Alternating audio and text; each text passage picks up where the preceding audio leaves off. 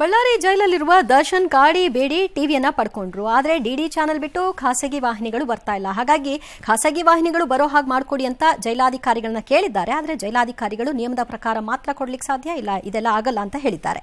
ಇನ್ನು ಅದಕ್ಕೆ ಅವರು ಅಭ್ಯಾಸ ಆಗಿದ್ದಾರಂತೆ, ಅದಕ್ಕೆ ಒಗ್ಗಿಕೊಂಡಿದ್ದಾರೆ. ನಿನ್ನೆ ಜೈಲಿಗೆ ಅವರ ತಾಯಿ ಭೇಟಿ ಕೊಟ್ಟಿದ್ರು. ಈ ಸಂದರ್ಭದಲ್ಲಿ ರಾಜರಾಜೇಶ್ವರಿ ದೇವಿಯ ಕೃಪೆಯಿಂದ ಎಲ್ಲ ಒಳ್ಳೇದಾಗತ್ತೆ, ಹೆದರಬೇಡ ಅಂತ ಮಗನಿಗೆ ಧೈರ್ಯ ತುಂಬಿದ್ದಾರಂತೆ. ಇನ್ನು ನಿಖಿಲ್ ನಾಯಕ್ ಮತ್ತು ಕಾರ್ತಿಕ್ ಜಾಮೀನಿಗೆ ಅರ್ಜಿಯನ್ನು ಸಲ್ಲಿಕೆ ಮಾಡಿಕೊಂಡಿದ್ದಾರೆ. ಆಲ್ ರೈಟ್, ಜೈಲ್ ನಿಯಮ ಹಂಗಿರ್ಬೋದು. ಖಾಸಗಿ ಟಿವಿ ಯಾವುದು DTH ಅಲ್ಲಿ ಫುಲ್ ಪ್ಯಾಕೇಜು ಎಲ್ಲಾನು ನೋಡಬೇಕು, ಅವಕಾಶ ಆ ಥರ ಇರಲಿಕ್ಕಿಲ್ಲ ಅನ್ಸುತ್ತೆ. ಅವ್ರ ಎಕ್ಸ್ಪೆಕ್ಟೇಷನ್ ಏನಿತ್ತೋ ಬಟ್ ಉಲ್ಟಾ ಆಗೋಗಿದೆ. ಇದು ರೂಮ್ ಒಳಗಡೆ ಇರಬೇಕು. ಜನರಲ್ ಟಿವಿ ಏರಿಯಾನಲ್ಲಿ ಇರುತ್ತೇನೋಪ್ಪ ಮೋಸ್ಟ್ಲಿ ಎಲ್ಲ ವಾಹಿನಿಗಳು. ವಾಹಿನಿಗಳೆಲ್ಲ ಅಲ್ಲ, ಕೆಲವೆಲ್ಲ ಕೊಟ್ಟಿರ್ತಾರೆ ಪ್ಯಾಕೇಜಲ್ಲಿ. ಕೆಲವೊಂದು ಈಗ ಅವ್ರದ್ದು ಸ್ಪೋರ್ಟ್ಸು ಗಿಟ್ಸು ಏನಾದ್ರು ನೋಡಬೇಕು ಮಾಡಬೇಕು ಅಂತಿದ್ರೆಲ್ಲ ಬೇಕಲ್ಲ ಮೋಸ್ಟ್ಲಿ. ಪ್ರೈವೇಟ್ ಈಗ ಪರ್ಸನಲ್ ಈ ಥರ ಪ್ರೈವೇಟ್ ಇದಿರುತ್ತಲ್ಲ, ಸಪ್ರೇಟ್ ಸೆಲ್ಲು, ಅಲ್ಲಿಗಿಲ್ವೇನೋ ಮೋಸ್ಟ್ಲಿ. ಮೆಜೆಸ್ಟಿಕ್ಕಿನಿಂದ ಟಿವಿನೇ ಕೊಟ್ಟ ಮೇಲೆ ಅದು ಕಾಸ್ಟು ಎಲ್ಲ ಬರುತ್ತೆ. ನಾಳೆ ಎಲ್ಲರದ್ದು ಪ್ರಶ್ನೆ ಬಂದ್ಬಿಡುತ್ತೆ. ಕರೆಕ್ಟ್. ಬೆಂಗಳೂರು ಮೆಜೆಸ್ಟಿಕ್ಕಿಂದ ಚಂದಾಪುರಕ್ಕೆ ಒಂದು BMTC ಬಸ್ ಹೋಗ್ತಾ ಇತ್ತು. ಡಬಲ್ ರೋಡಲ್ಲಿ ಅದು ತುಂಬ ನಿಧಾನಕ್ಕೆ ಹೋಗ್ತಿತ್ತಂತೆ. ಟ್ರಾಫಿಕ್ ಪೊಲೀಸ್ನವರೊಬ್ರು ನೋಡಿದ್ದಾರೆ, ಇದು ಯಾಕೆ ಹಿಂಗೆ ಹೋಗುತ್ತೆ ಈ ಬಸ್ಸು ಒಳ್ಳೆ ಅಂತೇಳಿ ನೋಡಿದ್ದಾರೆ. ಹೋಗಿ ನೋಡಿದ್ರೆ ಅವ್ರಿಗೆ ಗೊತ್ತಾಗಿದೆ. ಚಾಲಕರು ಎದೆ ನೋವಿಂದ ಒದ್ದಾಡ್ತಿದ್ರಂತೆ.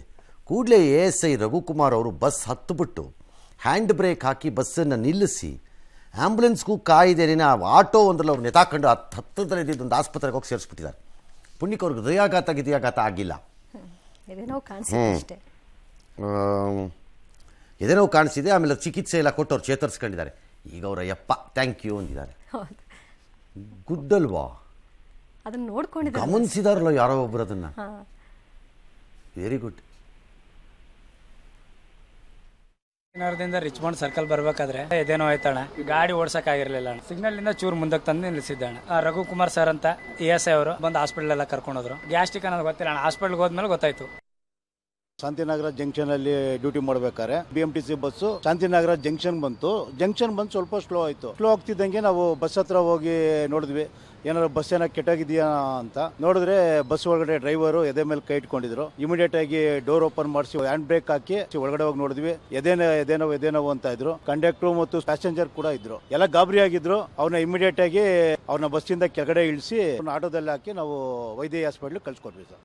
ವೆರಿ ಗುಡ್ ವೆಲ್ ಡನ್ ಕಣ್ರಿ. ನೀವು ಏನೇ ಆಗಲಿ ಯಾರಕ್ಕಾರ ಆ ಕಡೆ ಇದ್ದವರು ಈ ಕಡೆ ಕರ್ಕೊಂಬರ್ರಿ, ಒಂದು ಶಾಲೆ ಹಾಕ್ಬೇಕು ಅವ್ರಿಗೆ, ಒಂದು ಅಪ್ರಿಷಿಯೇಟ್ ಮಾಡಬೇಕು. ಒಳ್ಳೇದು ರೀ. Very good. ಎಸ್.